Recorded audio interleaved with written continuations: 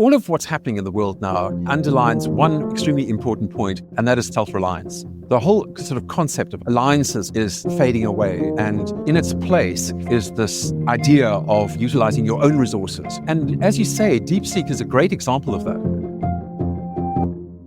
Mark, good morning. How are you? I'm very well.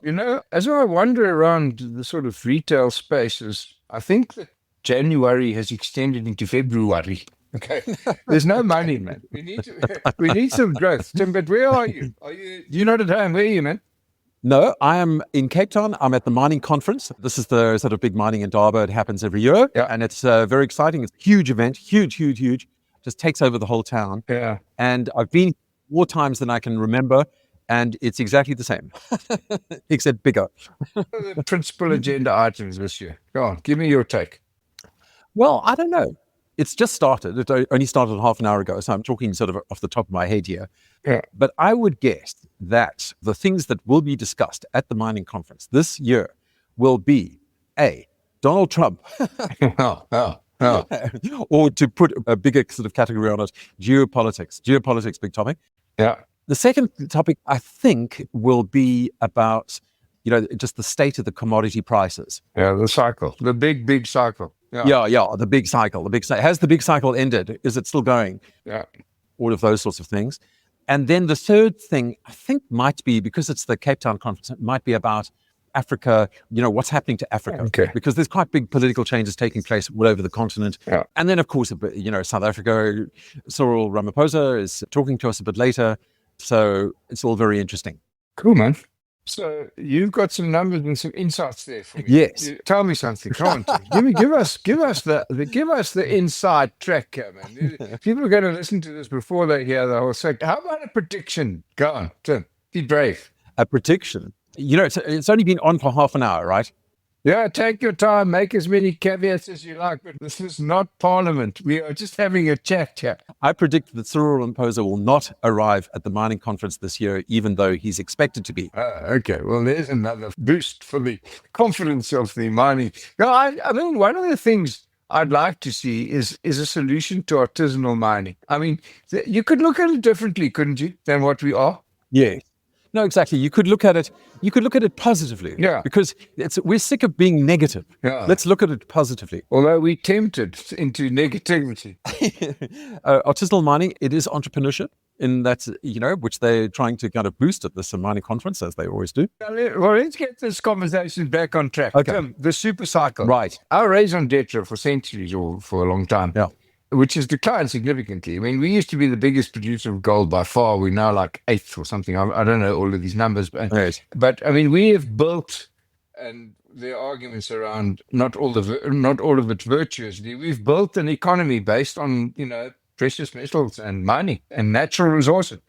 Is that going to change? I mean, do we also have to create Silicon Valley, or can we still produce metals and fruit and vegetables? What's next? Back to these facts and figures. It's so interesting to look at things over a kind of long period, over a really long period. Yeah. So the mining industry actually is a little larger than it was in 1993 in terms of, the proportion of the economy as a whole. So you could say, well, that's good.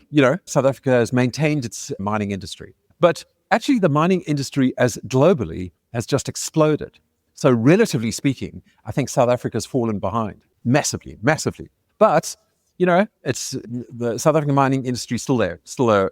What has really changed? Yeah, but so what? Yeah. So what if you're a relatively bigger proportion of a relatively smaller economy that's going kind of nowhere in absolute terms? I mean, how many tons of gold do we produce, or how many tons of precious metals generally and so on? Yeah. Are we still a player? First question. Second question, are precious metals still a player? I suppose they have to be forever, don't they? Or is that all changing? Yeah. Just on the super cycle issue, it's amazing how over, the last kind of couple of years, a lot of commodity prices have stabilized. They bounce around all over the place, right? So, but in South African terms, the coal price is more or less what it was a year ago. The platinum price the same, the iron ore price a little bit down, and the gold price quite a lot up. So in some ways, that's the big surprise. The big surprise is that the gold price has really sort of found momentum. Is that safe haven or industrial use or jewelry? Or what are the causes? No, that's safe haven, I think. That's the consequence of geopolitics that we were sort of talking about. When I say geopolitics, I mean big international stuff up. Gemors, as you would say. A bit of a gemors. Yes. What is the gemors? A bit of a gemors. And we saw some of that today because Donald Trump is taking away our pocket money, as people will now see. South Africa's, all of the contributions. It's an interesting debate, that. Oh, yeah? Like all things, there's another angle to it. So right. I haven't got sufficient knowledge to comment on the reckless behavior of taking people's money away willingly. Yeah. I don't know enough about it. But there are sometimes unexpected merit that emerge from such things. Like, for example, I would argue that DeepSeek, the new sort of AI game, right, has emerged out of the isolation of China. It's certainly an element that contributed towards we'll look after ourselves, and America is not the World Series of chips. Okay. Yeah. And so there's that argument. Obviously, there's just, reckless behavior and ego and all sorts of other things just come into the mix. But what we need here, not dictated to us by outsiders, but ourselves, is some form of conditional capital, some form of capital which says we will provide capital which will spur growth, but here are some conditions. Here are some behavioral things that have to do with water and electricity and municipal governance and all of those kinds of other things, and knowledge and capacity and so on, which will attract capital rather than repel it. So this ownership of capital, if used with the right motivation, and I would argue that that's not the case with Trump, but if it was used with the right motivation, can spur, independence and growth. I mean, is that too weird a dream? No. I think you're right. It's sort of weird. All of what's happening in the world now, for me, underlines one extremely important point, and that is the importance of self-reliance. Yeah. We don't have great friends anymore. The whole sort of concept of alliances is fading away. And in its place is this idea of utilizing your own resources, of lifting yourself by your own bootstraps. And, and as you say, DeepSeek is a great example of that, because for the past 10 years, China has been excluded from, the best chips in the world. And they found a way around it. Yeah. They just found a way around it. It's incredible.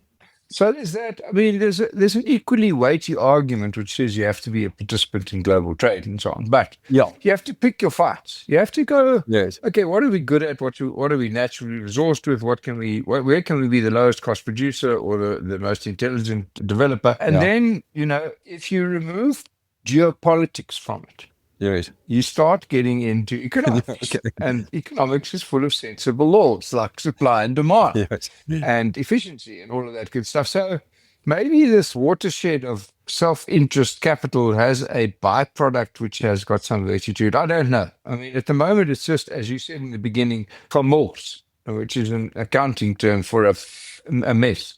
It does worry me, though. America's support for South Africans' healthcare has just been a great gift. It's a lot of money, and it's been a fantastic help. And it's just meant that a big chunk of our health budget doesn't have to come out of South African taxpayers' pockets. It comes out of American taxpayers' pockets. Yeah. And, in a sense, this is the weird part of this. This is a big help for America. It's in America's interest to make sure that countries around the world are as stable as possible. Yeah. Then people won't march across the borders and, they're hundreds of thousands. So I don't understand this. It's very short-sighted. If I was China, I would say today, we'll take over the payments. I mean, wouldn't that be just a genius diplomatic move? Yeah, well... To say, okay, America's not paying you anymore. Here's the money. I mean, for them, it's peanuts, right? As it is for America. I wouldn't be surprised if they did it, not all because of what you suggested, but because of their desire to, expand into Africa, which is a non-trivial desire, in my view. And so an opportunity for them. These things are a little bit above my pay grade. Me too. They're above all of our pay grades. There are flows of capital around the world which, are beyond me. Yeah. And there's always the Elon Musk factor. I don't know how much he's got to do with whoever gets any loot anymore. I mean, but I think he's at the center of intimate knowledge of what's happening in the Fed and in the US Treasury. And I'm not sure that's entirely a good thing, because although he's clever and he makes money, those aren't the only two important things in the world. But can I move on to something which is closer to home, which is repairs? Let me call it repairs and maintenance. Okay. Because I even reluctantly take my old car in for its regular repairs and maintenance, but it's proved to be the clever thing to do. Okay. Because I've still got a car that's going to outlive me, and it's lived a long time already. Okay. So now, what are we doing about that at home? Let me start with this dome that they're building in Parliament. Can you remember? Can I just ask you this, Tim? Did the parliamentary roof in Cape Town burn down in our lifetime, or was it before? No, I do remember vaguely. Yeah. What was it, like 5 years ago? I don't know. I mean, it was a long time ago. They fixed the Cathedral of Notre Dame in less time. Yes, but the South African Parliament's more complicated building than the Cathedral of Notre Dame. Yeah, it is. So now they've got this dome, right? This temporary structure, right? And there's a squabble about who's going to pay for its completion. Because it's already existed for, I think, Nelson Mandela's funeral memorial service, but there's another 30 million to go. Right. And I sort of looked at what that was, and it's wrong. The price is wrong. Okay. Next statistic I read, and I think it was News 24 that said that less than 6% of Joburg's bridges, right, are in good order. Okay. And it would cost, wait for it, 16 billion rand to fix everything up. Now, there's two things wrong there. First of all, how do you get to the point where you've got that statistic? And second of all, who calculates the fair price? And I would argue that there's a relationship between things not being done, right, and the skewness of the economics that drives their completion. Okay? Right. And we need some experts in the room to go, that bridge is 40 marbles to fix, not 460 marbles. And these are the people to fix it. Right. I don't know. We've got to bring professionalism into the fix-it world. And that set of professionals has got to be politically agnostic and, project focused. Tim, we're in a bad state of repair. And we're devolving this down to the municipalities now, where there's no money and there's no expertise. Yeah, man, there's trouble. I've never felt less on top of it. No, as a journalist, I often have this sort of weird experience with statistics.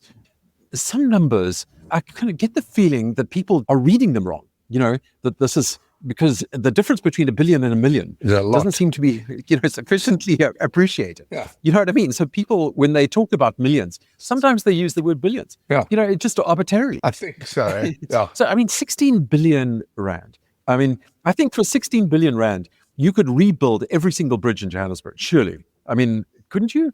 No, and some. Yeah. With lots of change. Yeah, but you could, it's just rubbish. Yeah. There is a fetish at the moment with repair. And it's not I don't think it's a terrible thing to have an obsession with repair, because as you say, you can make an enormous difference to the lifespan of your assets. Yeah. By just looking after it. And I know that because I don't. Yeah. The greatest evidence for that is the change in life expectancy. Okay, life expectancy has changed because we're spending more on maintenance, more intellect, more money, right, more effort, more energy on maintaining. I'm getting to the natural limit that we were allowed way back when, which was 3 score years plus 10. Yes. I'm approaching that with the speed that I'd like to retard, if it's all possible. Yeah. But that's no longer the upper limit. The upper limit is 20 years more than that. Okay, yes. And that's maintenance and repair. Yes. Okay, yes. When will we understand this? I know. And what's retarding it most is that the people who preside over it don't understand it, and the money that's set aside for it is not going into it. Yeah, just those two things, and we've got a game. It's the combination of opportunity with a truism. Yeah. So the truism is you need to repair things. Yeah. The opportunity is, why don't we just expand the cost of repairs, and then there'll be extra for, me. I'm going to write about it this week, but you, I think, might have beaten me to the post there. This DeepSeek thing, I've got a general theory which says that Yes. at the margin, the cost of incremental technology will obviously diminish and diminish and diminish, asymptotically approaching zero at some point. And this is not a new phenomenon. Okay, this has been around forever. Legacy assets finally get usurped. Okay, Right. that's what happens. Yes. If you're still in a world where you think IBM is going to rule, there's an apple out there waiting to be eaten. Okay, and the same applies to Kodak. The same applied to Yes. goodness knows, just about every industry in the world. And so we should not be surprised, for the geopolitics of it aside, that some guys using intellect and enthusiasm and learning have got out something much cheaper, and that the cycle, the pendulum has again swung. Yeah. Blockbuster video went bust because Netflix found a better solution. These aren't new things, Tim. Yeah. No, exactly. But, the deep seek is fascinating to me because, even in China, deep seek is an outlier. Never mind on the globe. Yeah. So this deep seek emerged out of a quant firm. So this is basically a sort of computer trading operation. Yeah. And what they were trying to do was build a machine that was, faster than any other one and understood more. Enormous motivation, as you can imagine. Yeah, for algorithmic trading models and things of that nature. Yeah. Algorithmic trading. This is absolutely there. So it's funny how things look so obvious in retrospect, but it seems obvious that the big utility of LLMs or large language models would be better trading opportunities for computer traders. The lesson for me also comes out of this all is that it's not about the chips. Okay, it's not about the physical things. Yes, it's about the intellectual capacity of entrepreneurial imagination and stretching that and the desire. That's what makes value. Yeah, and the desire, and maybe and the ambition, and the economic impetus, all that stuff. I mean, I never bought in a video share, and I wish I had, but nonetheless, it made a physical thing. Okay, yes, it sold physical things, and at some point, someone was going to leapfrog that with intellectual capacity and drive and ambition and so on. As we've said, anyway. It'll forever keep recurring. We'll forever let the pendulum overswing as a new thing comes out, and that thing will be replaced by smarter people, and that's just progress. There's nothing more sexy than that. It's just progress. It's just people filling spaces. I know. All right. Well, let me go and observe the progress in the mining industry. And then, may I end off by saying this? Yeah? There are lots of causes probably, or there are a few causes I think that are worth dying for. But fighting in other people's wars is not one of them. It's not one of them. Yes. Yeah, and so it might be worth, if you go back to the good old days where Nelson Mandela said it's a cause for which he's prepared to die, that might have been virtue enough for such a statement. It is not worth dying to fight in other people's wars. And so can we bring them back, please? Yes, I'm with you there. All right, Tim, we'll go and solve mining, man, and you've got it. Because the next thing that we're going to take over in this world is agriculture. That's my favorite thing at the moment. Okay. All right. Let's put a pig in that. Have a good week. Have a good month. Cheers.